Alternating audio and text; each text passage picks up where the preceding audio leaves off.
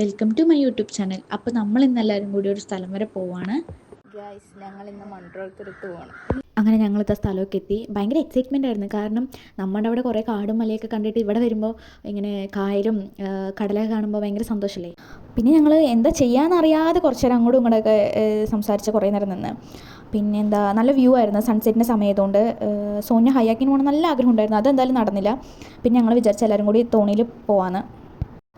കുറേ നേരത്തെ ആലോചിച്ച ശേഷം ഞങ്ങളിതാ തോണി കയറി. പിന്നെ ഞങ്ങൾക്ക് ലൈഫ് ജാക്കറ്റൊക്കെ തന്നായിരുന്നു. പിന്നെ ഞങ്ങളതെല്ലാം ഇട്ട് സെറ്റായിരുന്നു. ഞാൻ ആദ്യമായിട്ട് തോണി പോണത്.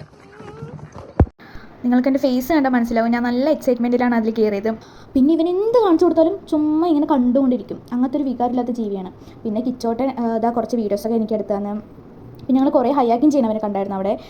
പിന്നെ അപ്പച്ചൻ ഞങ്ങൾക്ക് പങ്കായൊക്കെ തന്നായിരുന്നു, 3 തന്നു. പിന്നെ ഞങ്ങളും അപ്പച്ചൻ്റെ കൂടെ ഇങ്ങനെ തുഴഞ്ഞൊക്കെ പോയി.